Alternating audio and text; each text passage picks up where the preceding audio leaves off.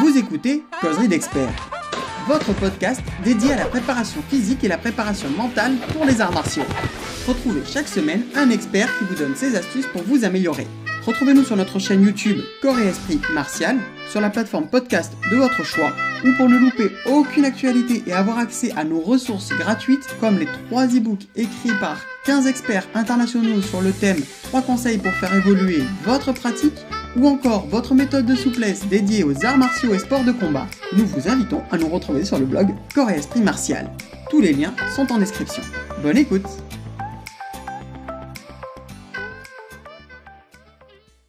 Bonjour à tous et bienvenue pour une nouvelle interview du blog Corps et Esprit Martial. C'est logiquement la première que vous avez dans ce nouveau décor et on a l'honneur pour cette interview de recevoir Bertrand Cron. Alors Bertrand Cron, je vais le laisser se présenter en quelques mots. Mais avant ça, je tiens à vous dire qu'on a fait aussi une interview pour Yashima. Alors, je ne sais pas niveau timing laquelle sortira en premier, mais vraiment pour avoir un retour sur toute son expérience et toute son histoire de la pratique, je vous invite à acheter le magazine Yashima à ce moment-là pour avoir vraiment ce retour-là. Bonjour Bertrand, j'espère que tu vas bien. Bonjour Marine, bah oui, ça va très bien. Merci beaucoup d'être là. Est-ce que pour ceux qui n'auraient pas lu Yashima ou si le Yashima n'est pas encore sorti, tu pourrais faire un tout petit récapitulatif de ton parcours en quelques mots dans l'univers des arts martiaux? Alors, un tout petit résumé, ça va être dur, hein, comme on en a parlé tout à l'heure, mais en gros, j'ai commencé le karaté sans savoir trop que c'était du karaté avec un monsieur qui s'entraînait sur la plage à côté de Barcelone. J'ai vécu 5 ans à Barcelone, j'ai terminé tout mon cursus pré-universitaire au lycée français de Barcelone. Et ce monsieur m'a donné des bases qui m'ont donné envie de chercher un club de karaté en rentrant en France pour faire mes études de médecine. Donc, comme j'étais à Boulogne, j'ai cherché un dojo. Le premier m'a pas plu parce qu'il y avait un drapeau avec une croix gammée dans l'entrée. Et puis le second m'a plu, c'était la CVB. C'était Jacques Legré qui rentrait du Japon après avoir été élève interne du Hombu Dojo avec Maître Oyama pendant 11 mois. Donc, un karatéka absolument extraordinaire. Avec un karaté très très dur à l'époque, à tel point que 90% des inscrits, la première et la deuxième année, sont arrêtés et qu'il a fallu que les, les plus passionnés, les plus proches de Jacques, à lui demander gentiment d'adoucir un petit peu et d'européaniser son enseignement, parce que sinon, on n'arriverait jamais à monter vraiment un dojo. Voilà, et puis bah, après, au bout d'une dizaine d'années, j'ai terminé mes études, j'ai voulu retourner en province parce que moi j'adore la campagne, j'ai besoin de lacs, de rivières, de forêts, etc. Je me suis inscrit dans les clubs locaux qui m'ont pas suffisamment plu au niveau enseignement. J'ai commencé à donner quelques cours pour aider les professeurs de ces clubs et il y a des élèves qui m'ont dit bah, écoute, comme visiblement ils t'aiment pas, monte un dojo, on vient avec toi. Et j'ai monté mon premier dojo qui était l'Okinawakan, qui existe toujours et qui est à Nonancourt dans l'heure. Et puis on s'est séparé avec le président pour des raisons humaines, qui n'a pas eu un comportement très très propre avec moi. Et j'ai monté un deuxième dojo à Vernouillet qui maintenant s'est développé et qui a dépassé les 50 licences et qui fonctionne très bien avec un esprit de famille que j'aime et une pratique du Kyokushin que j'aime. Eh bien, félicitations pour ce parcours. Ça fait, on disait tout à l'heure, plus de 55 ans de pratique ininterrompue. Et toujours un chercheur, un passionné. Hop, avant d'aller plus loin, je l'avais mis là, mais je vous le montre en plus grand. Son livre, enfin un de ses livres, parce qu'il en a écrit plusieurs, mais celui-ci est vraiment transversal. Biomécanique des arts martiaux et des sports de combat. Un livre qui est passionnant et qui intéressera tout pratiquant d'arts martiaux. On pourrait même aller plus loin, tout pratiquant de sport, notamment pour éviter la blessure. On va y revenir aujourd'hui. Et aussi pour performer et pour avoir les aptitudes les plus cohérentes avec ce qu'on veut faire. Comment tu en viens à écrire ce livre? C'est venu à la fois naturellement et de la part d'élèves. J'ai fait des études de médecine à Necker Enfants Malades et en même temps, je pratiquais la CVB avec quelquefois 20-25 heures d'entraînement par semaine. Donc ça me passionnait. Et puis je me suis aperçu que dans l'enseignement de cette époque, du karaté en général, hein, pas spécialement la CVB, il y avait beaucoup d'anomalies médicales qui étaient faites. Il il y a certains mouvements que je refusais de faire en me disant, mais si je fais ça, dans 20 ans, je suis dans une chaise roulante, ou alors j'ai une hernie discale, ou alors je vais me bousiller les genoux. Donc j'ai commencé à réfléchir sur la partie médicale et scientifique de la pratique de l'art martial. Et puis, quand j'ai monté mon club et que j'ai quitté la CVB, j'ai enseigné un peu avec ces notions-là. Et en montant de niveau, j'ai la Fédération française de karaté au niveau départemental, puis au niveau ligue, avec un monsieur qui était un monsieur extraordinaire, qui était le président de la Ligue de Normandie à l'époque, et il est malheureusement décédé, Alcino Alves Pires, qui a été le secrétaire général de la fédération. Et un type fabuleux. Ils ont commencé à me demander à faire des stages. Et je faisais des stages de karaté. Et puis, de plus en plus, j'y mettais ces notions de biomécanique qui me plaisaient, jusqu'à ce qu'un jour, des élèves commencent à me dire, mais écoute, c'est vachement intéressant, notamment il y a quelques années en Corrèze, les gens m'ont dit, c'est super, on a tous appris quelque chose, mais le problème, c'est que tu ne vas pas revenir en Corrèze avant 10 ou 15 ans, c'est trop loin de chez toi. Est-ce que ce serait possible d'avoir un support? Je n'avais pas cette idée-là. Ils m'ont dit, tu as écrit déjà une dizaine de livres sur la technique du Kyokushin, sur le Kion, sur les déplacements, sur les bunkai, sur les katas. Tu n'as rien écrit sur la biomécanique. Est-ce que tu pourrais écrire quelque chose sur la biomécanique du karaté? Donc, je me suis mis à l'ouvrage et notamment, j'ai profité du confinement pour commencer à écrire là-dessus. Et je me suis aperçu, au fur et à mesure que j'écrivais, qu'il fallait que je déscientifise le livre, qu'il fallait que ce soit accessible absolument à tout le monde. Donc, j'ai pris des notions fondamentales, mais surtout, il fallait que ce soit la biomécanique de l'art martial et pas la biomécanique du karaté. Et plus j'écrivais, plus je m'apercevais que ça pouvait servir parce que j'ai pratiqué d'autres arts martiaux. J'ai pratiqué du judo, de l'aïkido, du kudo, du katana, du gaïdo, etc. Je me suis aperçu que ces notions biomécaniques, elles sont fondamentales et elles s'appliquent à tous les arts martiaux. Donc, petit à petit, à force d'écrire un petit livre d'aide qui devait faire une cinquantaine de pages, je suis arrivé à 200 pages et je me suis aperçu qu'il fallait mettre aussi d'autres choses. Dans la biomécanique de l'art martial, il n'y a pas que le mouvement l'articulaire ou le musculaire, il y a le cerveau. Il y a ce qu'on appelle la désynchronisation neuronale pour apprendre à faire une chose avec le bras droit et autre chose avec le bras gauche. Il y a la diététique qui fait partie de la façon dont le corps humain fonctionne. Donc, j'ai essayé de mettre un maximum de données pour aider les pratiquants. Et puis, apparemment, ça a bien plu puisque j'en ai vendu. La première édition est terminée, la deuxième édition est en train de se terminer. J'ai même fait une édition anglaise qui est en train de bien se vendre. Et pour exemple, la fédération polonaise de Muay Thai en a acheté 200 pour ses pratiquants. Donc, en fait, ça s'est fait petit à petit. Et comme j'ai des capacités à écrire assez facilement, j'ai écrit beaucoup de revues, d'articles pour des revues de pêche, pour des revues de karaté et même pour des revues généralistes.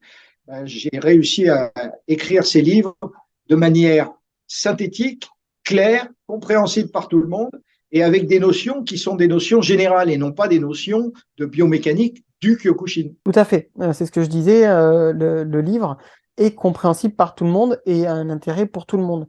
Moi, en tant que pratiquant de Jujutsu Mushin-Ryu, qui est éloigné du Kyokushin, même si on a plein de choses en commun, ça m'a été utile personnellement. Je ne l'ai pas dit tout à l'heure, vous aurez bien sûr le lien pour pouvoir l'acheter juste dessous, vous inquiétez pas, vous pouvez cliquer dessus. Et en plus, je vous le dis, on gagne rien dessus, vous pouvez y aller, c'est tout pour Bertrand. Voilà. Et les éditeurs. Et Attends, je vais corriger une chose. C'est tout pour le Kyokushin, parce que j'ai écrit le livre, mais l'argent, il va à la fédération Kyokushin pour développer le Kyokushin. Moi, à titre personnel, à part de temps en temps, ça m'est arrivé que quelqu'un m'achète un livre en liquide, mais les premiers 1000 bouquins qui ont été vendus, c'est la fédération Kyokushin qui en profite. Donc, je suis totalement désintéressé et encore plus intéressé pour en vendre dans l'intérêt du Kyokushin. donc, encore une fois, une preuve de ta générosité et de ton implication. Bravo. Bravo vraiment. C'est une très très belle marque de partage. Franchement, merci. Donc, tu t'intéresses à cette biomécanique. Est-ce qu'elle a un intérêt dans l'efficacité? J'en parlais tout à l'heure, mais est-ce que pour toi, comprendre la biomécanique permet d'être plus efficace? Alors oui, je prends une image que j'utilise souvent en biomécanique lorsque j'arrive au chapitre des ancrages. Il y a 4 principes de base dans la biomécanique: les appuis, la partie du corps qui touche le sol; les aplombs, la verticalité des lignes, les alignements, l'alignement des lignes de force pour que tout le corps participe à une frappe, et les ancrages. Les ancrages, c'est tout simplement être capable de relier la partie qui touche, la partie qui frappe, Tsuki ou Geri, au sol. Et je prends toujours la même image pour l'expliquer. Imagine, tu es en panne, ta voiture est en panne, il faut que tu la pousses sur 100 mètres. Tu es sur une route en béton, tu as des bonnes godasses, tu enlèves le frein à main, tu mets au point mort et tu vas la pousser. Mais à la place de cette situation, tu as des vieilles godasses toutes pourries avec des semelles toutes lisses. Et en plus, sur le sol, il y a du verglas. Et ben, tu pourras pousser tout ce que tu veux, c'est toi qui vas reculer. Donc l'efficacité, elle vient justement de ces quatre notions qui sont les bons appuis, les bons aplombs, les bons alignements et les bons ancrages. Et le nombre de fois où j'ai dirigé des stages de biomécanique avec des gens qui me disaient mais je comprends pas, quand je frappe, je repars en arrière, ou je comprends pas, ça fait des années que j'essaye de casser une planche, à chaque fois je me fais mal, j'arrive pas à casser, je corrige des tout petits détails et 5 minutes après, leur efficacité dans la technique considérée est réelle. Mhm. Alors, vous voyez, quand je vous dis que c'est pour tout le monde, ces notions d'aplomb, appui, ancrage et alignement, eh bien, ça parle à tout le monde. C'est quelque chose de transversal. Donc vraiment, enfin, encore une fois, ce livre est vraiment pertinent. Enfin, en règle générale, quand je vous parle d'un livre sur la chaîne, c'est pas pour rien. Euh, donc, ben, c'est vrai que c'est très intéressant, mais est-ce que tu penses que, par exemple, quelqu'un qui pratique, qui a du mal à, je sais pas, faire Hamawashi Geri Jodan, par exemple, comprendre la biomécanique va l'aider? Alors c'est amusant que tu me poses cette question parce que euh, quasiment à chaque stage, la situation, l'anecdote arrive. Je leur dis, bah maintenant, on va travailler. Alors, quelquefois, on est sur les blocages, mais quelquefois, on travaille, par exemple, sur le Mawashi Geri Jodan. Et je commence par poser la question, est-ce que certains d'entre vous n'ont jamais réussi à faire un Mawashi Geri Jodan au niveau de la tête de son partenaire avec un partenaire de la même taille? Et il y a toujours des mains qui se lèvent. Et ben, je prends exprès une main qui se lève et la première chose que je fais faire, je lui demande de se mettre en grand écart, son grand écart. Il écarte un peu les jambes. Personne n'arrive à faire un grand écart facial à froid sans une grosse formation. Et je m'allonge entre ses pieds. Mes pieds touchent son pied gauche, ma tête touche son pied droit. Donc je lui explique, tu vois, mécaniquement, si on est à l'arrêt, tu peux avoir un pied au sol et un pied au niveau de la tête de ton partenaire. Il me dit, oui, mais j'y arrive jamais. Donc je lui demande de faire un mawashi, je l'analyse, j'en profite pour tout le monde et j'en tire, j'explique cette analyse et j'explique quels sont les défauts, soit d'appui, soit d'aplomb, soit d'ancrage, soit d'alignement, soit quelquefois des quatre. Et on base cette partie de stage là-dessus. Donc pendant un quart d'heure, une demi-heure, trois quarts d'heure, ça dépend des fois. On travaille sur ces notions-là appliquées au Mawashi Geri Jodan. Et on recommence. Et ben, presque tous ceux qui n'arrivaient pas à faire un Mawashi Jodan, au bout de trois quarts d'heure, arrivent à le faire. Il y en a qui ne peuvent pas physiquement, donc ça c'est un autre problème, mais c'est très très rare. Et j'ai même eu l'exemple d'un gars qui m'est tombé dans les bras en pleurant en disant mais ça fait 30 ans que j'essaye et c'est la première fois que je mets un Mawashi Geri Jodan alors que vous m'avez corrigé des tout petits détails. Et c'est des tout petits détails de hanches, de genoux, de pieds qui sont essentiels dans la réussite de la technique. Et aucune technique ne peut fonctionner sans la biomécanique qui va avec. Et c'est comme des petits cailloux dans un engrenage, en fait, qui empêcheraient de développer soit de la puissance, soit de la souplesse, ou des choses comme ça, en fait. C'est exactement ça. Ça arrive souvent, d'ailleurs, c'est amusant ce que tu dis, parce que c'est une image qu'on voit souvent dans des films. Il y a un truc qui ne se passe pas, puis il y a quelqu'un qui enlève une pièce, qui Mm. pose une pièce, et d'un seul coup, tout fonctionne. Ben, la biomécanique, c'est ça. L'être humain, le corps de l'être humain, il est fait pour fonctionner d'une certaine manière. En kinésithérapie et en médecine, on a souvent des gens qui viennent en disant j'ai mal au dos. Et quelquefois, juste en leur apprenant ce qu'on appelle la marche qui soigne. La marche qui soigne, elle est basée sur les principes de la biomécanique. On leur apprend à marcher différemment. Et 15 jours après, ils nous téléphonent en disant ben, j'ai plus mal. Alors qu'ils n'ont rien fait. Ils n'ont pas fait de kiné, ils n'ont pas pris de médicaments, ils n'ont rien fait. Simplement, ils ont appris à leur corps à utiliser leur mécanique corporelle, donc leur biomécanique différemment, et ça peut corriger des douleurs. Et d'ailleurs, les objectifs de la biomécanique, c'est pas seulement d'être efficace, c'est d'avoir des techniques qui sont plus techniques, d'être plus efficace en cas de besoin d'efficacité, de recherche dans les JSN karaté, mais aussi de préserver la santé et le corps humain pour ne pas se retrouver avec des genoux en titane ou des hanches en plastique. Hmm. C'est c'est intéressant et ce côté préservation est encore plus important en JSN karaté, karaté plein contact, dans le sens où ben, c'est des plus sujets à des traumatismes finalement. Est-ce que la biomécanique permet de limiter un peu ces risques-là? Alors, ça va certainement permettre de limiter. Ça ne va rien changer lorsqu'un coup arrive plein pot au niveau des côtes, ça ne va rien changer sur le coup lui-même. Par contre, une excellente biomécanique va permettre d'absorber une partie de l'énergie délivrée par le coup. Hmm. Donc, peut-être d'éviter des côtes cassées. Mais le coup, s'il est arrivé, il est arrivé. Mais là où la biomécanique va être importante, c'est que lorsque vous avez un tibia qui vous arrive à vitesse maximum au niveau des côtes, posez la question inconsciemment de vous dire est-ce que c'est intelligent de mettre un avant-bras qui est beaucoup moins puissant que le tibia. Mais Hmm. si on apprend la biomécanique du blocage, l'avant-bras ne prendra pas le coup. Elle va l'absorber. Hmm. Donc, cette notion de biomécanique sur la façon de bloquer le coup va permettre d'éviter les répercussions d'un coup reçu. Elle va permettre aussi d'être plus efficace dans les propres coups qu'on délivre. Si vous délivrez des coups dans un combat à frappe réelle de manière plus efficace, votre partenaire va changer sa distance de travail, va changer sa vitesse de frappe, va changer sa façon de travailler parce qu'il va se dire inconsciemment ou consciemment, mieux que j'évite de prendre un coup. Donc tout ça, ça a des répercussions. Et beaucoup plus grave encore, la façon dont vous utilisez vos genoux, vos chevilles, vos coudes, etc., et dont vous les usez, va avoir aussi des répercussions.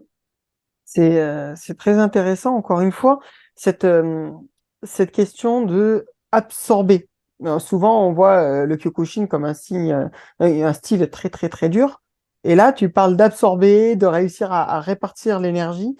Euh, Est-ce que tu penses que c'est un peu le secret pour durer dans les styles durs? Bien sûr, c'est une évidence. Là, ce que tu viens de dire est une vérité totale. Lorsque tu regardes sur Internet un combat de Kyokushin de très haut niveau, avec deux très bons combattants qui combattent au chaos, et que tu as à côté de toi quelqu'un qui ne pratique pas, Hmm. il te dit, presque à chaque fois, il te dit, mais ils vont se tuer. C'est fou, moi je prends un coup comme ça va me tuer. Ce qui est vrai, lui Hmm. il prend un coup comme ça va le tuer. Mais ce qu'on ne voit pas, c'est toute cette partie quasiment invisible d'absorption qu'on apprend par la pratique des Jisen karaté, où on apprend à absorber, à renvoyer l'énergie, à la transmettre dans le sol. Et en fait, sur une unité de frappe qui ferait par exemple 30 kilos, le corps humain n'en reçoit que 5 kilos parce que tout le reste a été dispersé soit par un blocage, soit par une absorption, soit par une esquive, soit par une transmission dans le sol. C'est une Hmm. certitude que c'est incontournable, que ce soit par une formation scientifique vraiment de biomécanique ou par l'entraînement par d'excellents instructeurs, d'apprendre cette biomécanique. Euh, Pareil, dans cette idée de préservation, dans karaté plein contact, est-ce que tu penses qu'il faut combattre souvent en plein contact pour être efficace en compétition, le jour J par exemple, dans une compétition plein contact? Alors, moi, je sors un petit peu des règles habituelles. Il y a beaucoup d'instructeurs, avant c'était tout le temps comme ça, il y a beaucoup d'instructeurs qui disent faut travailler très dur selon le principe militaire qui est entraînement difficile, guerre facile.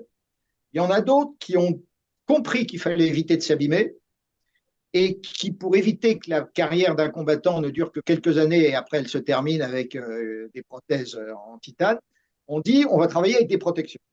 On va travailler toujours très dur, mais on met des protections. Je ne vois pas bien l'intérêt, puisque la dureté du coup est absorbée par la protection, et la protection augmentant la surface de frappe et l'épaisseur, elle change le maille, elle change la distance. Mhm. Moi, depuis des années, je suis passé à un système complètement différent. Les combats durs, c'est les compétitions et les passages de grade. Là, les combats sont réellement à frappe réelle avec recherche de mise hors combat de l'adversaire. Tous les combats qui se font dans mon dojo se font en randori, c'est-à-dire en échange de techniques. Le verbe randori veut dire échanger, il ne veut pas dire combattre. Il n'y a pas de notion de vainqueur, il n'y a pas de notion d'adversaire. La frappe peut être très forte, très puissante, mais elle doit être parfaitement contrôlée avec un impact très léger. Mhm. Et c'est un système qui a fait ses preuves, puisque je n'ai jamais fait le décompte, mais le nombre de champions de France, champions d'Europe qui sont passés dans mon dojo est vraiment très important. Donc on peut se former sans se blesser, en travaillant le combat. Le combat permet de développer la notion de mikili, le regard qui tranche, la façon de combattre par rapport à l'autre, la notion de mahaï, d'espace-temps qui existe entre l'adversaire et soi, la notion d'absorption Et puis la notion d'efficacité, parce que si on est capable de mettre un coup de tibia dans une cuisse à pleine vitesse, à pleine puissance, et qu'on est capable de l'arrêter au contact de la cuisse, ben, le jour où on combat à frappe réelle, il suffit de mettre 2 centimètres de plus pour avoir le kimé et la pénétration. Donc la notion de contrôle exact de la frappe est très importante et il suffit de savoir ce qu'on veut en faire. Faire peur, touche légère ou touche réelle dans des combats avec mise en combat. Mm. Et puis, ça évite de s'abîmer. Parce que si on travaille, moi, je me souviens d'un monsieur qui est devenu un très, très bon copain, même si depuis, il a quitté mon organisation. Ça, chacun suit sa voie. Je n'ai aucun reproche à lui faire pour ça, qui s'appelle monsieur Jérôme de Timmerman, qui a été champion de France, qui dirige techniquement une autre organisation en France. Jérôme, quand il est venu me trouver, il m'a dit, ça fait des années que je travaille très dur, j'en ai marre, j'ai entendu parler de toi, de la façon dont vous travaillez. Et est-ce qu'on pourrait s'entraîner ensemble? Ben, je lui dis, moi, je te propose une chose, tu viens passer un certain temps à la maison, on va s'entraîner ensemble. Il est venu passer une semaine à la maison et on a travaillé ensemble. Et il y a certains jours, on faisait 2 heures de randonnées ininterrompue. 2 heures. Et au bout de 2 heures, tous les deux, on avait appris quelque chose. Et à force de travailler comme ça, on a appris beaucoup de choses. Lui m'a dit que ça lui a permis d'apprendre plein de choses, je ne rentre pas dans les détails. Mais surtout, au bout d'une semaine où on a travaillé tous les jours ensemble, il est reparti sur ses 2 jambes, il avait mal nulle part, il était en pleine forme. Et quelques années après, il était champion de France. Donc, ça a des notions intéressantes parce que ça préserve encore plus le corps humain. Et est-ce qu'il n'y a pas le risque, du coup, de pas réussir à frapper plein pot, entre guillemets, le jour du combat, ou, vu qu'on n'a pas l'habitude de porter? Alors, si je ne faisais que ça, tu as complètement raison. On ne serait pas capable de frapper plein pot. Mais pour frapper plein pot, il y a les PAO, les gros boucliers de frappe. S'ils sont de bonne qualité, on peut le tenir et frapper plein pot. On ressent une onde de choc, mais on n'a aucune douleur. Il y a la casse. Les planches ne rendent pas les coups, donc c'est encore complémentaire. Mais quand il faut casser, les planches qu'on casse en Kyokushin, c'est des planches de 25-26 mm d'épaisseur, 30 cm de large, 20 cm de haut. Mm. Une planche bien faite, ça casse. Quand on en met 2, quand on en met 3, quand on en met 4, moi je ne suis pas un recordman, mais quand on en met comme les grands, grands casseurs empilés sur des parpaings, quand on en met 8, si on n'est pas capable d'avoir une force de pénétration, ce n'est pas les planches qui cassent, c'est la main. Mm. Par contre, quand les planches cassent, on ne se fait pas mal parce qu'on passe à travers et on envoie une énergie qui sépare la planche en deux. Je me souviens, moi, au début, quand on fait casser des gens qui veulent passer une ceinture noire, on leur apprend en faisant casser une seule planche. Ils ont peur de la planche. On a toujours peur de la planche. Moi, ce qui m'a fait le plus peur, c'est ma première batte de baseball. Je l'ai regardée avec beaucoup de respect et en regardant mon tibia aussi. Et puis, je suis passé à travers. J'avais l'impression qu'elle avait été en papier, qu'il n'y avait pas de batte de baseball. Quand on casse, on passe à travers. Donc, on se fait pas mal. Mais pour ça, il faut la technique, il faut la biomécanique et il faut le mental, l'esprit. Mm. Et ça casse. Alors, le mental, on y reviendra dans une prochaine interview avec toi. Mais effectivement, ne serait-ce que la biomécanique, l'alignement, on en a parlé aussi avec un grand casseur, Jean-Pierre Vigneault, qui cassait beaucoup, qui parlait de cet état d'esprit et de cette préparation physique qui est importante. Et justement, la casse, est-ce qu'il n'y a pas des risques de s'abîmer? On entend souvent les gens qui cassent avec les poings, qui cassent avec la main. Ils ont des problèmes de main après, au bout d'un certain temps. Est-ce qu'il n'y a pas des risques de s'abîmer en faisant beaucoup de casse? Alors, il y a des risques si on casse mal. Si la technique est mauvaise, si le poignet est mal placé, c'est le poignet qui va prendre l'onde de choc en retour, le coude. Donc, il faut vraiment que la technique soit parfaite et que la biomécanique de la technique soit parfaite, le placement des articulations, le placement du corps, etc. Il y a des risques inhérents au matériau lui-même. Je vais te raconter une anecdote qui m'est arrivée. Je cassais régulièrement des planches et puis on fait un festival des arts martiaux en province. Et à l'époque, les planches étaient carrées. Ça a une importance parce qu'il y a un fil dans le bois Mm. et le sens du fil est important. Or, mon partenaire, qui était pourtant un de mes assistants qui avait l'habitude, met une planche dans un sens et l'autre dans l'autre sens. Ça devient incassable parce que les deux résistances s'accumulent. Mm. Je frappe, je me fais très mal à la main. Je me suis aperçu en fait que je m'étais cassé le méta, mais je m'en suis aperçu après. Et avant que la douleur apparaisse, je m'en aperçois. Je lui dis rectifie les planches. Et là, avec le point cassé, je suis passé à travers. Mm. Parce que quand la casse est bien faite, il n'y a pas de résistance. On ouvre Mm. l'énergie interne du bois et on sent rien. On a l'impression d'avoir frappé dans le vide. Mm. J'aime bien faire des casses très techniques, comme par exemple casser une planche de 25 millimètres en la touchant. Hmm. Là, on ne peut pas se faire mal. Par contre, si la planche ne casse pas, c'est comme de frapper dans un mur. Donc là, on se fait mal. Une autre casse très intéressante, c'est de faire tenir la planche, juste pas en opposition comme ça, mais juste Non, par le bout des doigts, et de passer à travers.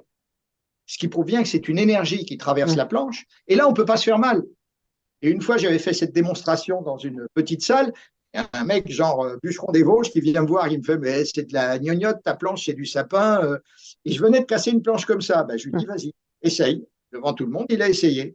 Il a frappé 10 fois dans la planche. Il ne s'est pas fait mal, parce qu'il n'y avait pas de résistance. Hmm. Et il a envoyé 10 fois la planche à 20 mètres. Mais la planche était toujours vivante. J'ai repris la planche, je suis passé à travers. Hmm. Donc, le danger, il est de vouloir surestimer ses capacités ou de ne pas mettre une technique ou une biomécanique correcte. Je me souviens d'un passage de grade de troisième dan où le troisième dan devait casser 3 planches en Mawashigiri et puis il s'est complètement raté, il a mal mis son pied, il a mal mis sa biomécanique et il s'est fracturé le pied. Les Donc accidents qui c'est peuvent une arriver. erreur du pratiquant de se casser. Mais Hmm. si la technique est bonne, si la tenue de la planche est bonne, et si c'est fait correctement, respectant la biomécanique du corps humain qui frappe, mais aussi de la frappe elle-même, c'est-à-dire d'arriver à 90 degrés et pas avec un angle, la casse doit avoir lieu, Hmm. sans aucun danger. Ok. Il existe, j'en avais parlé avec Didier Drey, que tu connais bien d'ailleurs, on le salue. Il existe des planches qui se recollent, des planches maintenant. Oui. Est-ce que tu trouves ça bien, toi, pour un pratiquant Ah, c'est parfait pour s'entraîner, parce qu'en plus, ces planches sont de 3 résistances différentes.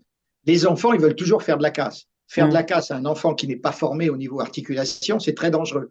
Par contre, faire de la casse avec des planches en plastique de 5 millimètres d'épaisseur, l'enfant ne peut pas se faire mal. Je Hmm. connais des clubs où ils leur font casser du polystyrène, Hmm. juste pour apprendre. Après, il y a l'intermédiaire, puis après, il y a la fameuse planche noire qui est l'équivalent de 2 planches en sapin. Et puis après, on peut mettre 2 planches en plastique. Donc, Hmm. ça permet d'avoir une progression sans dépenser une fortune, parce qu'une planche en sapin, ça coûte 2 euros. Hein. Oui. Donc, quand on veut casser une douzaine de planches, ça finit par faire cher quand on s'entraîne. Donc, c'est très, très bien. Donc, il y a les matériaux réutilisables, puis il y a toutes sortes de matériaux aussi pour la casse.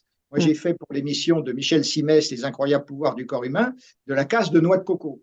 Alors là, il y a le côté ovoïde qui est extrêmement résistant, plus un autre problème qui est que la noix de coco, elle fait ça d'épaisseur et elle est posée sur un parpaing. Donc, on ne peut pas dire je passe à travers. Hmm. Sinon, on vient s'écraser sur le parpaing. Donc, il faut être parfaitement technique, contrôler la puissance de frappe au niveau de la noix de coco pour faire rentrer l'énergie sans aller trop loin. Et tout ça, c'est des cases qui permettent d'améliorer sa technique et tout son travail. Et pour l'anecdote, ce qui est très amusant, c'est que les gens de l'équipe de Michel Simès qui filmaient se rendaient pas compte de ce qui se passait, parce qu'une noix de coco sur un bloc, c'est extrêmement dur. J'ai fait tout un échauffement. Et puis, première casse, parfait, elle casse, elle éclate, il y a de l'eau qui gicle, ils étaient contents. Et là, il y a le chef opérateur qui fait, bon, allez, 5 minutes de repos, on la refait. Ils ne se rendent pas compte. Alors, on l'a refaite. Et on l'a refaite une demi-heure après. Je ne fais pas 2 cases de noix de coco à 5 minutes d'intervalle. Mais les gens ne se rendent pas compte. Hmm. Ils se disent, bah, c'est un cassé, c'est que c'est facile. Non, non, il y a. Puis la noix de coco, c'est extrêmement résistant. Je crois que c'est la résistance d'un crâne quasiment. Oui, c'est ce qu'on m'a dit aussi. J'ai jamais été vérifié sur un crâne, mais c'est ce qu'on m'a dit. Et quand on voit la résistance d'un œuf, Hmm. vous prenez une plaque d'œuf, de 30 œufs, Hmm. vous montez délicatement dessus pour ne pas les faire bouger. Hmm. Eh ben, vous pouvez peser 100 kilos, aucun œuf ne cassera. Et je connais un maître Kyokushin qui lui fait ça pour démontrer. Il monte sur les 30 œufs et une fois que sur les 30 œufs, qu'il est sur les 30 œufs, en dessous qui, il casse une barre de glace. Et les œufs ne cassent pas. Hmm. Comme quoi, la résistance de l'œuf, elle est importante. D'ailleurs, vous prenez un œuf que vous mettez entre vos mains comme ça, bien dans l'axe de la longueur. Et on peut pas le casser. Vous pouvez serrer comme un malade, vous ne le casserez jamais. Un œuf frais, pas un œuf dur. C'est un autre problème. Non, mais c'est hyper intéressant cette approche de la casse. Qu'est-ce que tu Ouais. penses du sac de frappe? Très intéressant aussi, parce que le sac de frappe ne rend pas les coups, mais il les absorbe plus ou moins. Il bouge, donc ça permet de se placer, ça permet d'apprécier la distance. C'est un peu comme les PAO, ça permet d'avoir la possibilité de délivrer une frappe maximum en essayant de comprendre, au moment où je frappe, est-ce que c'est le sac qui s'en va ou est-ce que c'est moi qui rebondis? Si c'est moi qui rebondis, c'est que ma biomécanique est mauvaise. Donc, je ne délivre pas la force que je donne dans un mawashi ou dans un tsuki. Par contre, si c'est fait correctement, un Ushiro-geri qui envoie le sac au plafond et on a le temps de reposer le pied et d'arrêter le sac, c'est un bon Ushiro-geri. Un Ushiro-geri où au moment de la frappe, le sac il bouge de ça, mais moi je pars dans l'autre sens, ça veut dire que ma biomécanique ne permet pas de transmettre la puissance de frappe que j'essaye de transmettre. C'est marrant ce que tu dis, donc envoyer le sac au plafond, on entend souvent que le sac doit pas bouger quand on frappe, ou enfin en tout cas il doit plutôt se plier plutôt que de balancer. Est-ce que tu es d'accord avec cette idée-là? Oui et non. Parce que dans la délivrance d'une force, il y a plusieurs choses. Il y a la force elle-même. Si je pousse un sac, la force de pénétration, Hmm, je vais réussir à le pousser. hmm, Ça, c'est une des particularités de la frappe. Il y a la hmm, poussée. Et puis, il y a l'onde de choc. Ça aussi, on le retrouve dans la casse.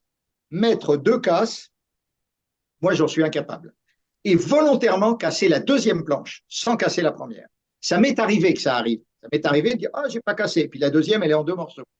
Et je ne sais pas le faire volontairement. Et il y a, paraît-il, des gens qui savent le faire volontairement. Donc, l'onde de choc, le sac ne bougera pas. Mais il va rentrer des choses à l'intérieur, des hmm. choses énergétiques.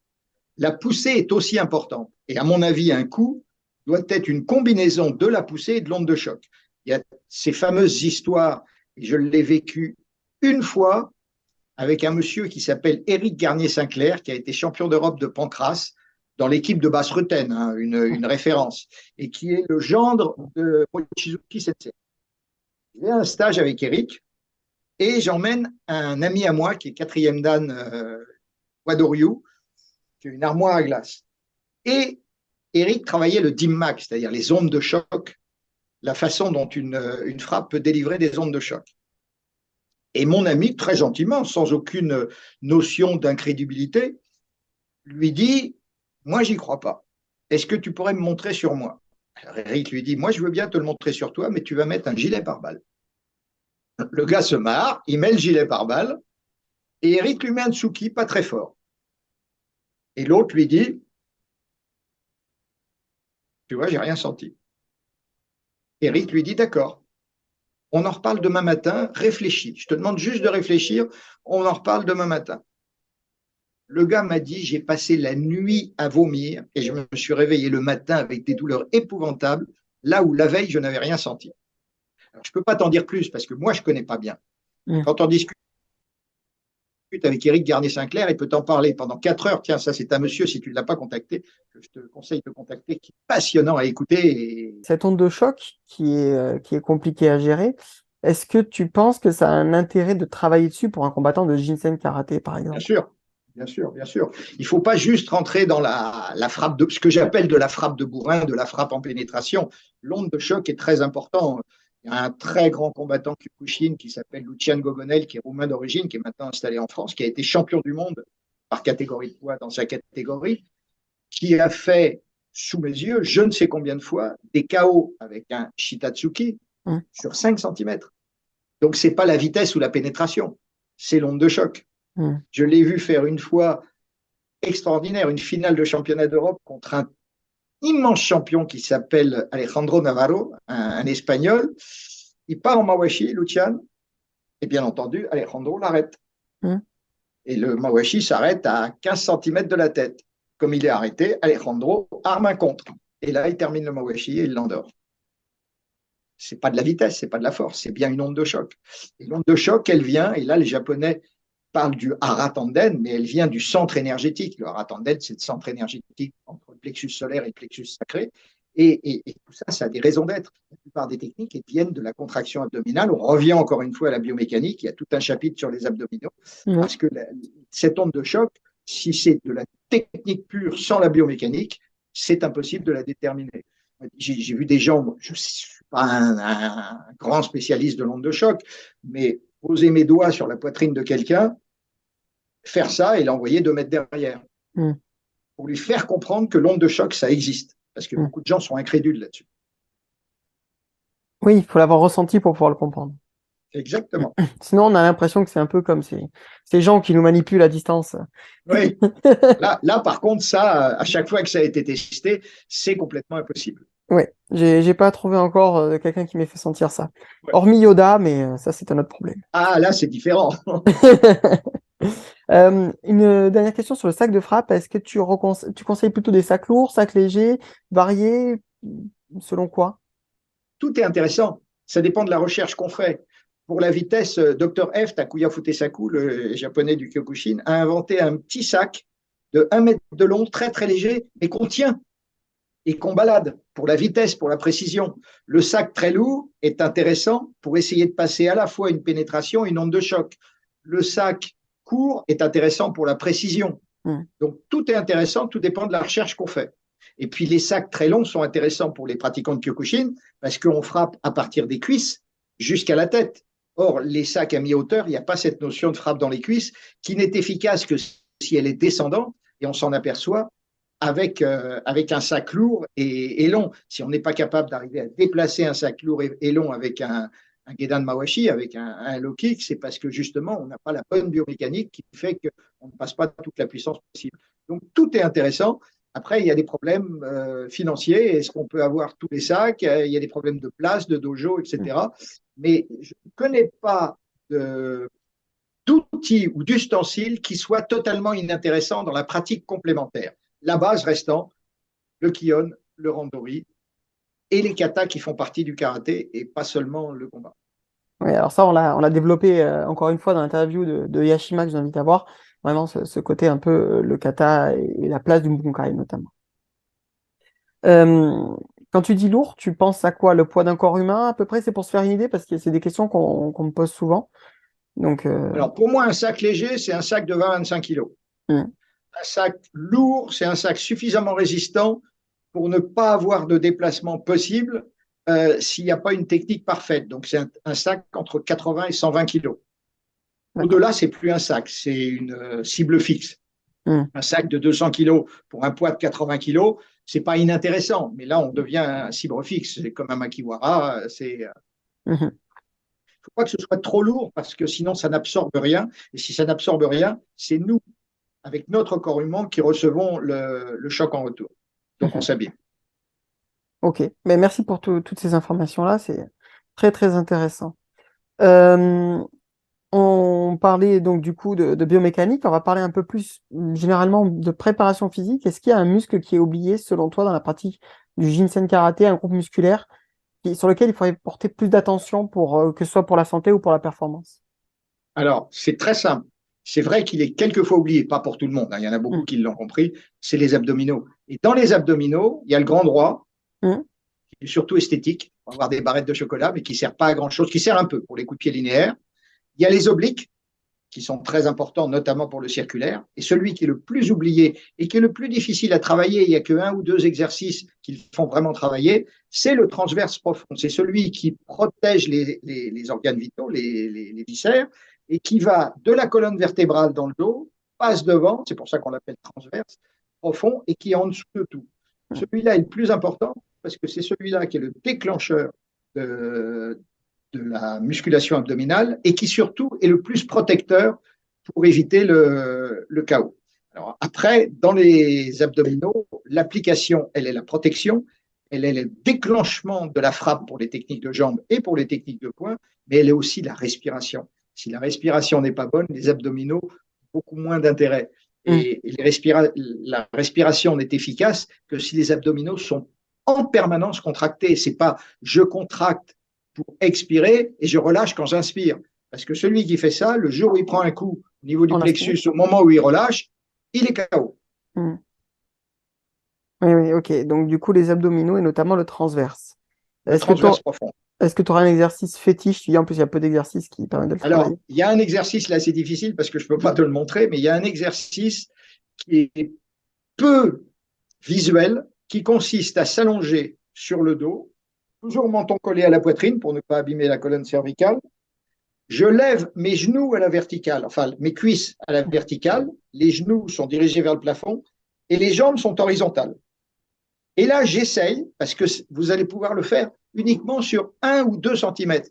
j'essaye de monter mes genoux parfaitement verticalement sans qu'ils se rapprochent de moi, parce que s'ils se rapprochent de moi, c'est les grands droits qui les Hum, tirent vers moi, et j'essaye de monter verticalement. Et pour les gens qui ont la souplesse nécessaire, la même chose, mais avec les jambes tendues. Les jambes sont parfaitement verticales, hum. tendues, les pieds pliés, et j'essaye d'aller toucher le plafond avec mes talons. Si vous faites ça correctement, vous faites une série de 30, vous allez découvrir des muscles que vous ne connaissiez pas, et notamment le transverse profond si vous ne le travaillez pas. Et il est essentiel. Mais dès que vous allez, que votre pied ou votre genou part vers l'avant ou revient vers votre tête, c'est plus le transverse profond qui va travailler. C'est pour ça que c'est difficile à trouver au début, mais ça vaut le coup de le faire. Puis ça prend pas beaucoup de temps et c'est extrêmement efficace pour la protection du corps humain. Est-ce qu'avec les pieds le long d'un mur, les jambes le long d'un mur, éventuellement, pour commencer, pour avoir de bonnes sensations, tu penses que ça peut être une bonne idée? Non, parce que le mur va faire un appui. Donc l'appui va entraîner une force opposée. Donc on va avoir tendance à se laisser glisser le long du mur Hum, en utilisant cet appui. Dans l'idéal, il faut vraiment le faire dans le vide. ok. Donc le mieux, c'est de se filmer pour vérifier qu'on reste bien droit au début. Et il y a un autre exercice qui est intéressant, qui ne fait pas travailler que le transverse profond, qui fait travailler aussi les obliques, donc qui est intéressant, et le grand droit, mais qui fait quand même intervenir le transverse profond. Ça consiste à s'allonger sur le dos, menton à la poitrine, les mains posées délicatement sur le sol, sans chercher à prendre d'appui, et les jambes légèrement pliées. Les pieds sont en appui sur le sol. Et là, j'essaye, avec mes doigts, de marcher sur le sol Hum, et de me relever jusqu'à mes genoux sans que mes pieds décollent du sol. Dès que je sens que mes pieds ou mes mains quittent le sol, mes abdos ne travaillent plus. C'est mon dos qui travaille et je m'abîme le dos. Donc, hum. on ne se relève qu'avec les abdos en gardant les pieds et les doigts au contact avec le sol. Alors, les premières fois qu'on fait ça, quand on ne l'a jamais fait, eh ben, on fait ça. On Hum, n'arrive pas à aller plus loin. Parce que hum. tout de suite, le dos prend le relais, on s'abîme le dos et surtout, c'est le dos qui fait se relever. Donc, il faut bien être rétroversion du bassin, bien sûr, pour protéger la colonne lombaire, mais il faut bien le faire sans chercher à décoller. Et tant pis si on fait quelques centimètres. Et si vous le D'accord. faites tous les jours 5 minutes, à la fin de l'année, vous allez jusqu'en haut et vous revenez. Hum. Donc les repères, c'est les mains et les pieds qui restent bien au sol. Voilà, contact permanent avec le sol, jambes pliées comme ça, quoi, en gros. Ouais. Le dos étant au sol, les jambes sont comme ça, pieds bien en appui sur le sol. Ok. Ben, merci pour ces deux exercices. C'est très intéressant et je vais les essayer prochainement du coup. Il y en a un que je connaissais, le deuxième là où il faut rester à ras le sol, je connaissais pas. Donc du coup, je vais l'intégrer dans ma routine pour voir ce que ça donne. Est-ce que tu aurais un exercice que tu aimerais voir fait plus souvent dans les dojos? Les abdominaux. Tu trouves qu'ils en font pas assez ou pas correctement? Les abdominaux, ils sont souvent faits, ils abîment le dos parce que le professeur ne prend pas le temps de vérifier que le menton est à la poitrine. Alors quand tu travailles comme ça, la colonne cervicale prend. Si le dos est cambré, il faut, quand on démarre les abdominaux, l'intégralité de la colonne vertébrale touche le sol. Ceux qui partent avec une cambrure du dos et qui démarrent, ben, ils démarrent avec leur dos. Donc, Hmm, ils tirent sur les dorsaux et tôt ou tard, ils termineront avec une hernie discale. À l'époque où j'ai commencé le karaté, malheureusement, on ne savait pas tout ça. J'ai 3 hernies discales. hmm, Je ne les enlèverai jamais. Mais il y a 15 ans, avec 3 hernies discales, je faisais 1 ou 2 lumbagos par an. J'arrêtais la pratique pendant 1 semaine ou 2 semaines. Maintenant, avec un ostéopathe qui vient régulièrement me replacer le bassin et avec le fait que je travaille toujours en rétroversion du bassin, ben, ça fait 10 ans que je n'ai pas eu de lumbago. et du Donc, tout coup, ça, c'est important. tu continues à pratiquer Ah, régulièrement. Et je ne fais du pas de coup, compétition, mais je combats au club avec des combattants de bon niveau dans mon dojo. Je fais mes katas, je fais des compétitions kata. C'est quand même, même si c'est que du kata, c'est quand même éprouvant.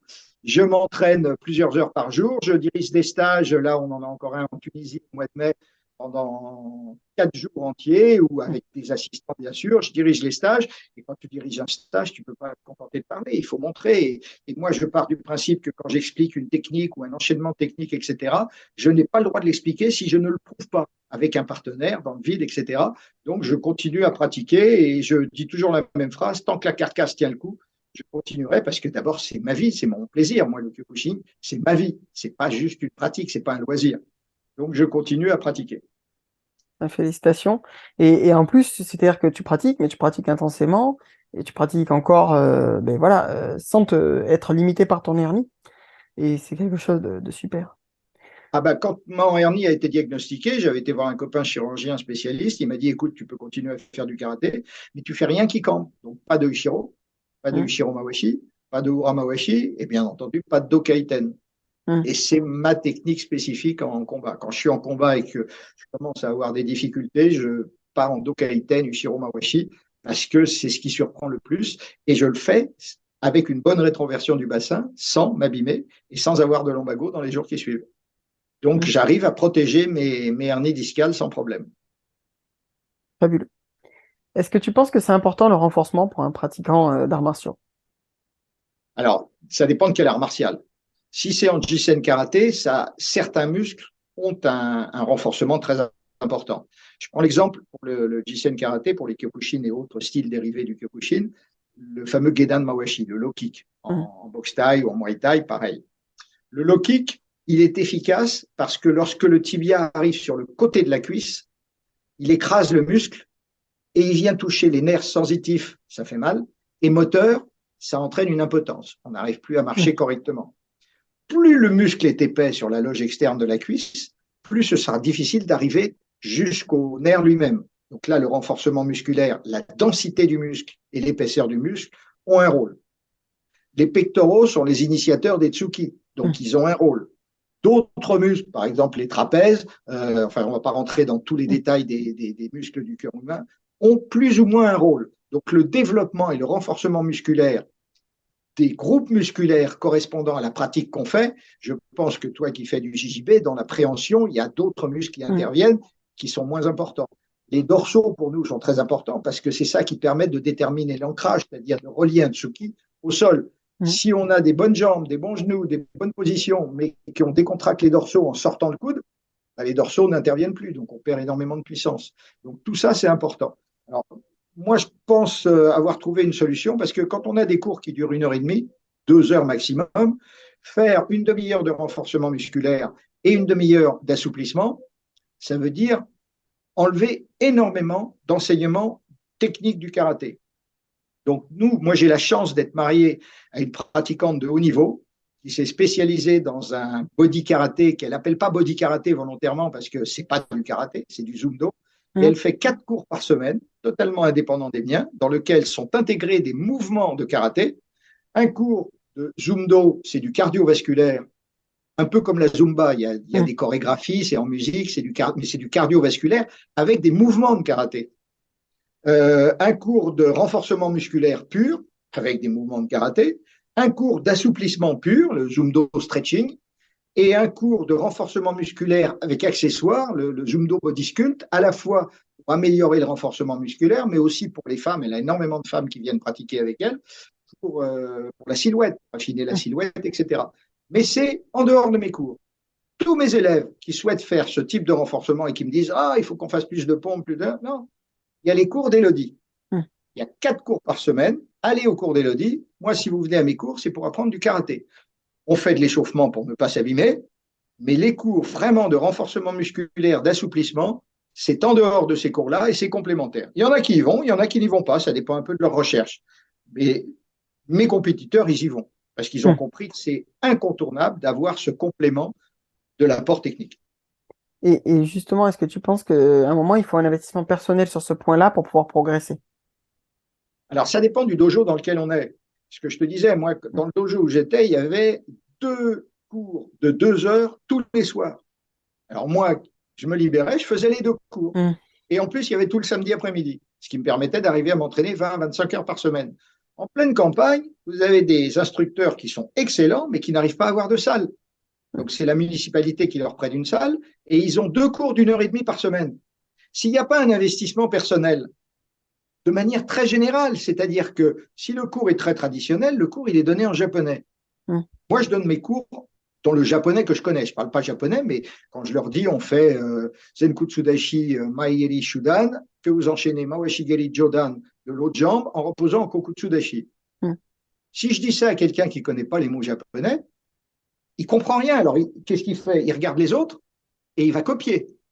Or, copier, c'est très méchant ce que je vais dire, c'est de l'ordre du perroquet ou du singe. On n'apprend pas en copiant. Il faut avoir une recherche interne.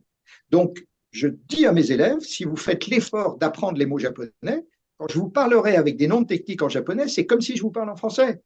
Si je vous dis en français, vous faites un coup de pied devant vous, vous posez en fente avant et vous enchaînez de l'autre jambe avec un coup de pied circulaire au niveau de la tête, vous avez tout de suite compris. Vous n'avez pas besoin de regarder ce que font les autres. Donc, je leur demande déjà un effort personnel pour apprendre les mots japonais. Et dans mes passages de grade, je les interroge sur les mots japonais. Donc, ça les motive à les apprendre. Mhm. Ensuite de ça, la partie musculaire, je leur demande un effort personnel déjà en allant au cours d'Élodie, mon épouse, mais aussi là où ils ont des lacunes, en travaillant à titre personnel chez eux. Lorsqu'ils apprennent un kata, moi, un kata, déjà, je l'apprends complètement différemment de la plupart des dojos. Je ne leur apprends pas le kata. Je leur apprends d'abord les bunkai, combat réel. Ils apprennent un enchaînement et ils le font avec un partenaire. Et puis après, on assemble les bunkai avec le Mbusen, dans quelle direction on fait tel ou tel bunkai. Et je leur dis, par contre, vous allez le faire contre un adversaire imaginaire. Mais le combat doit rester réel. Mais au début, un kata, c'est quand même complexe à apprendre. Il y a des directions, il y a des positions, il y a des techniques, il y a des appuis, il y a les aplombs, il y a la biomécanique du kata. Donc, s'ils se contentent d'apprendre pendant un quart d'heure un travail kata une fois ou deux par mois, ben, s'ils n'y mettent pas un travail personnel pour le répéter, ou éventuellement en achetant, moi j'ai sorti des bouquins techniques qui sont vendus par la Fédé, encore une fois, je dis, c'est pas à titre personnel. S'ils ne complètent pas cet apport personnel en s'investissant, ils auront une progression, mais elle sera forcément plus lente. Ceux qui veulent progresser rapidement, ils doivent faire un effort à titre personnel en dehors du dojo et en dehors des cours. Sinon, ils n'auront pas la même évolution que les autres. Et ce qui est de l'endurcissement, la désensibilisation, frapper dans des sacs de sable ou dans du sable ou des choses comme ça, est-ce que tu penses que ça a de l'intérêt pour le corps humain et pour la pratique? Alors, pour le Jisen karaté, c'est indispensable parce que si on met un coup de tibia dans une cuisse et qu'on se fait mal, ce qui est le cas de tous les débutants, forcément, on n'osera plus mettre le coup de tibia. Et avant d'en arriver à un haut niveau et d'être capable de casser une batte de baseball avec un tibia, il va falloir endurcir. Ce n'est pas de l'endurcissement, en fait. On a des terminaisons nerveuses sensitives sur la crête tibiale. Mhm. Il y a plusieurs manières de les tuer, ces terminaisons.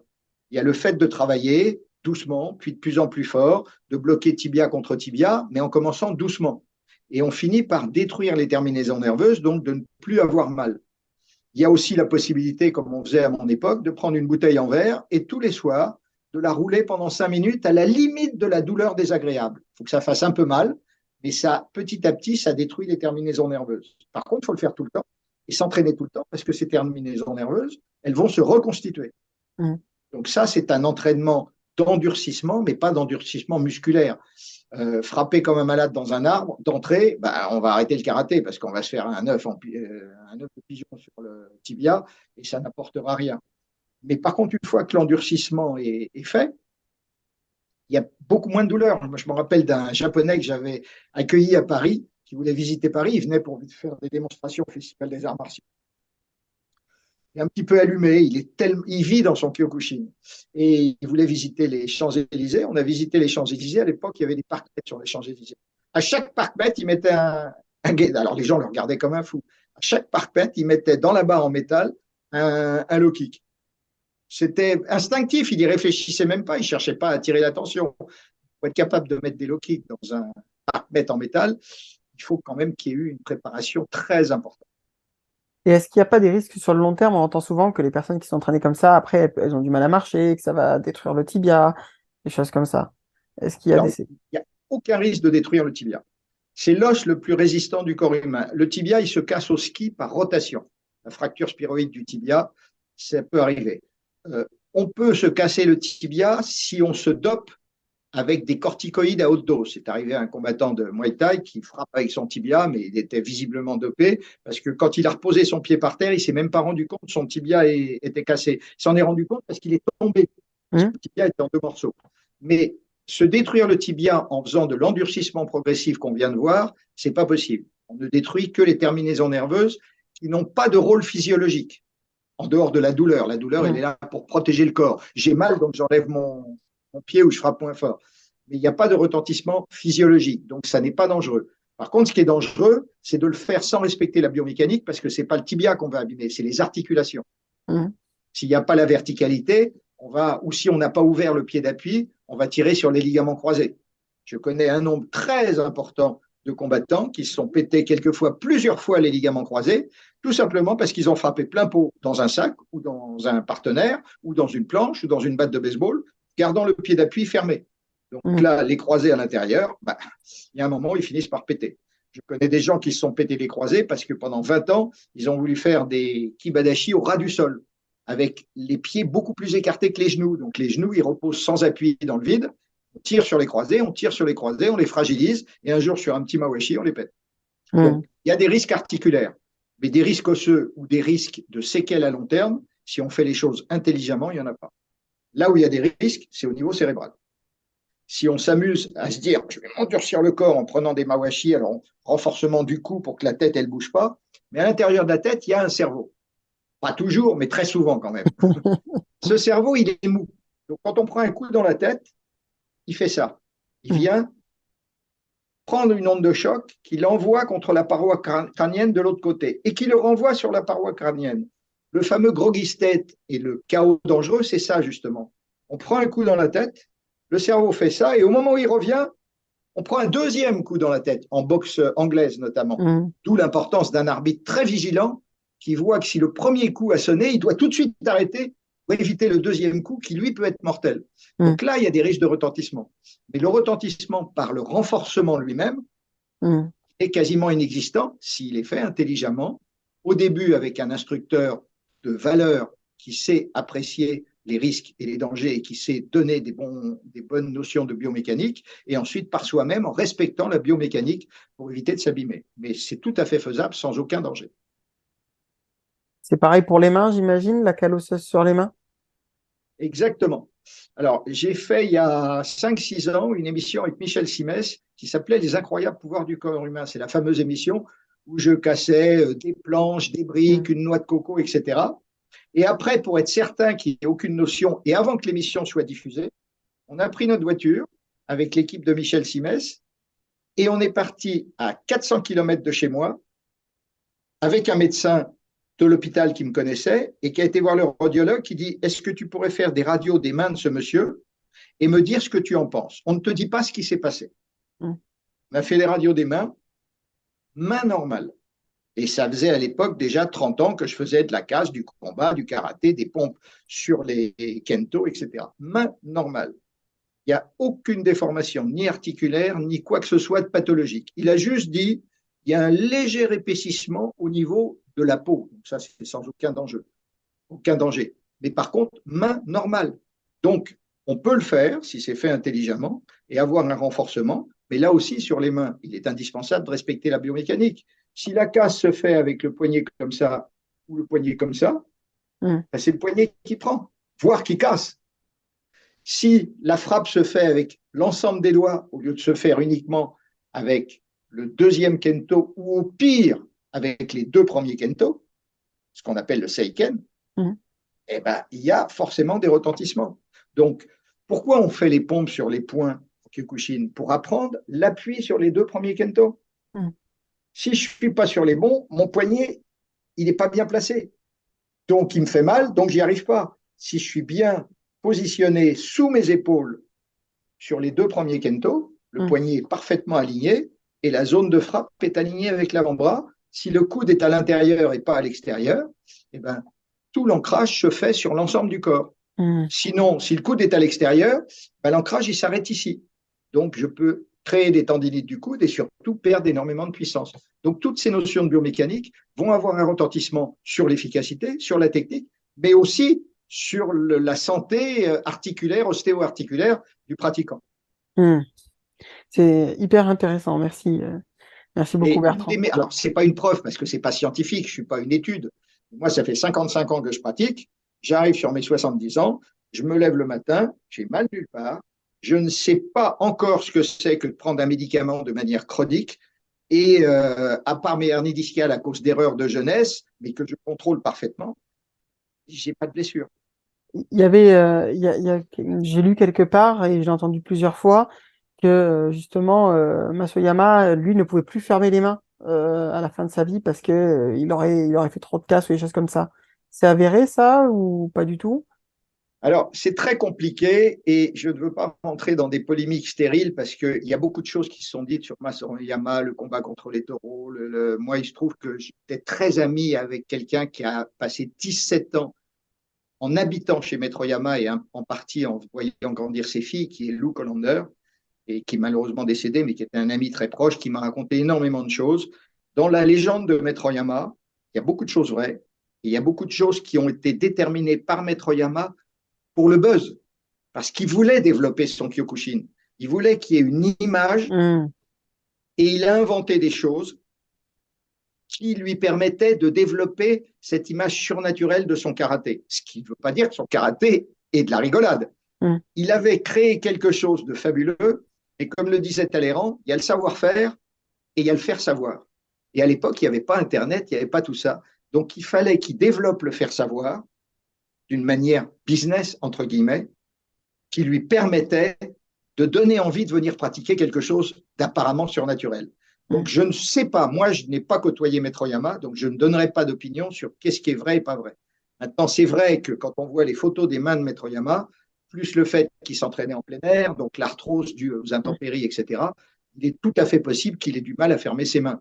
Mais je connais des pratiquants français qui sont maintenant 7e, 8e, 9e dan, qui me disent, il me faut un quart d'heure pour me lever le matin, j'ai mal aux mains, Hmm. mes deux genoux sont en titane, ma hanche a été opérée, etc. Parce qu'il y a 40, 50 ans, on faisait énormément de bêtises dans la pratique des arts martiaux. On Hmm. fait encore quelquefois dans certains dojos, mais que justement la biomécanique et la science permettent d'éviter. Hein. Les grands combattants de Kyokushin, ils ont un médecin, un kiné, un ostéopathe, un physiothérapeute, etc. Hmm. Et ils bâtissent leur enseignement autour de toutes ces aides scientifiques, justement pour éviter de s'abîmer. Et d'ailleurs, en parlant de pratiques qu'on voit dans les dojos et qui sont encore mauvaises, quelle est la pratique que tu voudrais bannir des dojos que tu voudrais plus voir dans les dojos? Alors, tous les exercices qui cambrent le dos, que ce soit à titre de renforcement musculaire, d'assouplissement ou de pratique technique, lorsqu'il n'y a pas la rétroversion du bassin et que le dos se cambre, c'est évident que ça aura des répercussions chez la plupart des pratiquants. Hmm. Toutes les pratiques très dures qui mettent en jeu l'intégrité physique du combattant, en dehors du combat lui-même, lorsqu'il a une nécessité, compétition, passage de grade, etc. Mais tout ce qui est très dur, moi, à mon avis, est négatif, surtout à long terme, chez les pratiquants. On voit régulièrement des pratiquants, il y en a qui font des carrières longues, mais des pratiquants qui travaillent comme des malades, qui arrivent à un titre de champion de France, voire un titre de champion du monde, etc., et puis qui arrêtent. Ils n'arrêtent pas parce qu'ils en ont marre, ils arrêtent parce qu'ils savent que s'ils continuent, ils vont se bousiller et terminer même éventuellement dans une chaise roulante. Hmm. Or, la pratique même du JCN karaté doit pouvoir se faire à long terme si elle est faite intelligemment dès le début. C'est vrai que pour ceux qui ont commencé il y a 50 ans comme moi, on n'avait pas ces connaissances. On faisait avec ce qu'on avait. Moi, j'estime que j'ai eu une chance extraordinaire, c'est de commencer et de faire mes études de médecine en même temps. Donc, de me rendre compte qu'il y avait des illogismes dans certaines méthodes d'entraînement. Hmm. C'est vraiment, vraiment, c'est d'une grande richesse que tu dis et tu permets de casser certains dogmes et certaines idées reçues. Et c'est vraiment intéressant. Et Alors, je je ne pense, sais pas si j'ai raison. Attention, dans tout ce que j'ai dit, je donne mon opinion, mes idées et ma façon de voir les choses. Ce n'est pas pour ça que j'ai raison et je n'ai pas la vérité ultime. Mais le temps semble prouver qu'un certain nombre de choses que je dis reposent sur des bases factuelles et sur des preuves. hmm. Et encore une fois, alors je le dis souvent aux intervenants, vous êtes là pour exprimer votre avis, et peut-être qu'il y a quelqu'un d'autre sur la chaîne qui aura dit un autre avis sur tel ou tel thème, et c'est le fait que chacun ait entendu, d'avoir plusieurs sons de cloche qui se permettent de se faire son avis, de faire sa recherche aussi. Donc c'est l'intérêt. Moi, je dis très souvent aux pratiquants, moi, tous mes élèves, ils peuvent aller à tous les stages qu'ils veulent. Il y a des dojos où ils te disent, ah, ah, interdit, vous ne pratiquez qu'avec moi. Moi, au contraire, je leur dis, allez voir. Faites-vous un maximum d'opinion. Si vous voulez me quitter, bah, quittez-moi. De toute façon, je n'enseigne pas pour l'argent. Si vous voulez rester avec moi, restez, mais faites-vous une idée personnelle, faites-vous un amalgame de notions riches que vous tirerez à droite, à gauche, et faites-vous votre propre karaté lorsque vous aurez suffisamment de pratique pour pouvoir tirer vos conclusions et faire une synthèse. Est-ce que tu penses que le corps pour la pratique d'un karaté, l'eye contact, Sundome, comme du Shotokan, comme on peut le voir en compétition ou des choses comme ça. Et les capacités athlétiques que ça demande de développer sont les mêmes que pour quelqu'un qui fait du plein contact. Ah non, c'est complètement différent. La biomécanique va être complètement différente. Je prends un exemple très simple, l'exemple du Mawashigiri. Hein. En Jisen karaté avec recherche de mise en combat, le Mawashigiri, il va falloir qu'à l'impact, il ait un maximum de puissance. Donc, il a gagné un maximum de vitesse. Donc, il a un maximum d'amplitude circulaire. Et il vaut mieux avoir une très bonne garde et aller chercher un Mawashigiri là-bas sur le côté pour que quand il touche, il soit efficace. Moi, en tant qu'arbitre, ça m'agace quand je vois quelqu'un qui met 12 coups de suite et que l'autre, il n'a pas bronché. Ça veut dire que ses coups ne sont pas efficaces. Par contre, en WKF, le Mawashigiri, c'est le premier qui touche qui marque. Peu Hein. importe qu'il mette un Mawashigiri très rapide, si derrière il prend 3 Tsuki, si l'arbitre n'a pas dit Yame, c'est le premier qui touche. Ensuite de ça, quand il arme son Mawashigiri, s'il l'arme là-bas, il se découvre. Donc, Hein. qu'est-ce qu'il va faire? Il va armer le genou devant et mettre un petit Mawashigiri claqué, qui est parfait pour du karaté dit traditionnel, mais qui n'a pas du tout la même notion d'objectif final, ni la même biomécanique. Donc, tout est bon. Chacun trouve ce qu'il a envie de trouver. Je ne dirais jamais à un pratiquant de karaté, on ne porte pas les coups, ce que tu fais, c'est nul. Il n'y a que ce que je fais qui est Hein. bon. Non, tout est bon. Encore une fois, il n'y a pas de mauvais art martial, il n'y a pas de mauvaise pratique, il n'y a que des mauvais professeurs. Et Hein. puis, il y a des gens qui n'aiment pas le contact, qu'ils aillent faire du karaté en light contact ou à coups non portés avec des points marqués, avec des protections. Puis, il y en a Hein. au contraire qui aiment le contact, qui viennent faire. Il en faut pour tout le monde. Mais chaque pratique aura forcément une biomécanique et un enseignement qui sera différent et adapté à l'objectif de la pratique en question. Est-ce qu'il y a une question que tu aurais voulu que je te pose par rapport à la préparation physique et que je t'ai pas posée? Non, je crois que tu as quand même abordé tous les points essentiels sur la partie physique, puisque je sais qu'on va parler maintenant de la préparation mentale, qui fait partie en fait de la préparation physique. Il ne faut pas croire que le cerveau, c'est quelque chose à part. Ça fait partie du corps humain. Et sur la partie physique, ça me paraît très bien. Juste une chose, une notion importante qui est enseignée dans les écoles des cadres et qui est oubliée par certains professeurs, c'est que lorsqu'ils intègrent la partie physique dans leurs cours, parce qu'ils n'ont pas suffisamment de créneaux horaires pour faire des choses à part, de bien penser que l'échauffement, l'assouplissement et la pratique elle-même ont un ordre très important pour préserver l'intégrité physique. Il faut d'abord échauffer les grandes fonctions de l'organisme, le cœur et la respiration, pour que l'oxygène porté par les globules rouges circule et alimente la partie qui va travailler musculaire, mais aussi cérébrale. Donc ça, c'est la partie, ce qu'on appelle le cardio. Il ne faut pas le pousser à fond. Il faut juste mettre en fonction les grandes fonctions que sont le cardiovasculaire et le respiratoire. Ensuite de ça, il faut faire un échauffement articulaire de façon à ce que les articulations qui ont besoin d'oxygène et qui maintenant en ont grâce à la première partie ne travaillent pas à sec. Hein. Une fois que l'échauffement articulaire est fait, vous faites un cours technique progressif en intensité et correspondant à l'échauffement articulaire que vous avez fait. C'est complètement idiot d'échauffer les genoux et ensuite d'attaquer avec des tsuki à fond, coudes bloqués. Donc, adaptez-vous et venez avec un thème. Votre thème va déterminer l'échauffement cardiovasculaire et articulaire. Vous mettez en place votre thème de cours. Après, je rentre dans des notions plus compliquées, microcycle, macrocycle.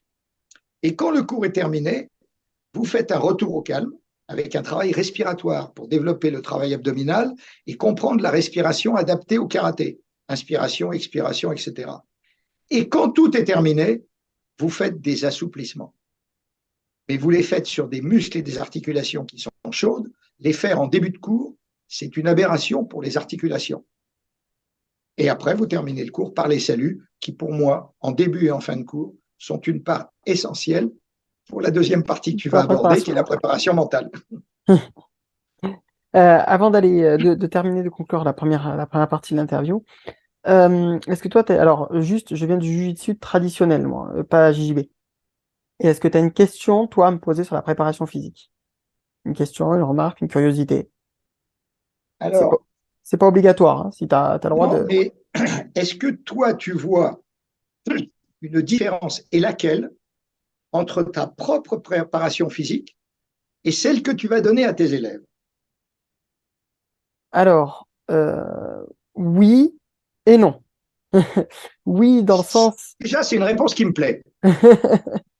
oui, dans le sens où une préparation physique est toujours adaptée à la personne, à ses besoins, à ses problématiques, à ses questions. Donc, effectivement, quand j'ai un élève, par exemple, qui, ben, je sais pas, perd l'équilibre sur un exercice ou n'arrive pas à gérer la puissance sur tel exercice, je vais répondre à sa problématique à lui. Il s- Par exemple, un autre élève qui aurait la même problématique pourrait avoir d'autres besoins d'exercice parce que un autre corps, un autre problème. Cependant, on a tous les mêmes besoins, on a tous les mêmes besoins généraux. Par exemple, le cardiovasculaire, avoir des bases cardiovasculaires pour pouvoir s'entraîner suffisamment, augmenter l'entraînabilité. À ce niveau-là, ben, faire des exercices cardio à basse, moyenne, puis grosse intensité, variés selon les exercices, c'est important, c'est enrichissant. Alors, je parle volontairement d'exercices cardiovasculaires et pas de course à pied parce qu'il y a beaucoup d'alternatives qui sont parfois moins frustrantes, moins gênantes pour des pratiquants. Et, euh, et donc, à ce niveau-là, eh bien, il faut répondre à ces besoins-là. C'est-à-dire qu'il y a un moment, ben, si on veut pratiquer, s'entraîner plus que 4 heures par semaine et pouvoir l'encaisser, il faut améliorer sa capacité de récupération. Ça passe par le cardiovasculaire. Et donc, je conseille à toute personne qui veut faire, par exemple, 10 heures de cours par semaine, de commencer par, avant de faire des cours sur les mêmes horaires, par exemple, ben, faire de la corde à sauter, du sac de frappe, du shadow, pour déjà être capable d'encaisser après des cours à deux qui sont en règle générale plus traumatisants et plus durs à récupérer. Je ne sais pas si j'ai répondu à ta Tout à question. fait d'accord avec toi. Ouais, tout à fait d'accord avec toi. Et ça me fait penser à quelque chose que j'ai oublié. Parce que Oui. beaucoup d'élèves n'aiment pas la préparation physique. Oh bah oui, mais faire des pompes, des abdos, faire des squats, Mm. etc. Là aussi, l'instructeur doit pouvoir se poser des questions et trouver la réponse, parce que la préparation cardiovasculaire et le renforcement musculaire peuvent se faire avec des exercices de karaté Mm. et pas uniquement avec des exercices qui semblent intéressants pour le karaté, mais qui ne sont pas des techniques de karaté. Donc, ça rend, surtout pour les enfants, ça rend la préparation physique ludique et au moins, ils ont l'impression de commencer d'entrée par faire du karaté. Par exemple, pour le cardiovasculaire, faire des randoris Mm. sans coup réellement porté à thème. Vous allez commencer, ne serait-ce que par jouer à chat. Mm. Je te touche, tu me touches, mais je t'empêche de me toucher. Mm. Ensuite, faire que des tsuki. Ensuite, rajouter les jambes uniquement au niveau guédan. Puis petit à petit monter. Ça permet de faire du progressif, c'est ludique, et ça leur permet de faire des préparations physiques qui sont intéressantes et qui ne sont pas rébarbatifs pour les élèves. Tout à fait. Et c'est hyper enrichissant de pratiquer comme ça parce que du coup, en fait, on est déjà dans la technique aussi. Donc, du coup, on perd pas de temps sur entre guillemets, on perd pas de temps parce que c'est toujours intéressant de le faire, mais on perd pas de temps sur le cours. Et ça fait partie des conseils que tu donnes dans ton livre, justement, sur Oui. les échauffements. Donc voilà. Merci à tous d'avoir suivi cette interview. Merci beaucoup, Bertrand. Et on te dit à très vite pour une interview sur la préparation mentale. Tchou bye! Merci d'avoir écouté Causerie d'experts, votre podcast proposé par le blog Corps et Esprit Martial. N'oubliez pas que si l'on crée le contenu, c'est vous qui le faites vivre. Si vous avez aimé les conseils de cette interview, n'hésitez surtout pas à partager, liker et commenter pour qu'un plus grand nombre y ait accès. Si vous écoutez ce podcast sur une plateforme qui le permet, nous vous invitons à vous abonner et à activer les notifications pour ne louper aucune sortie. On vous dit à très vite, tchou bye!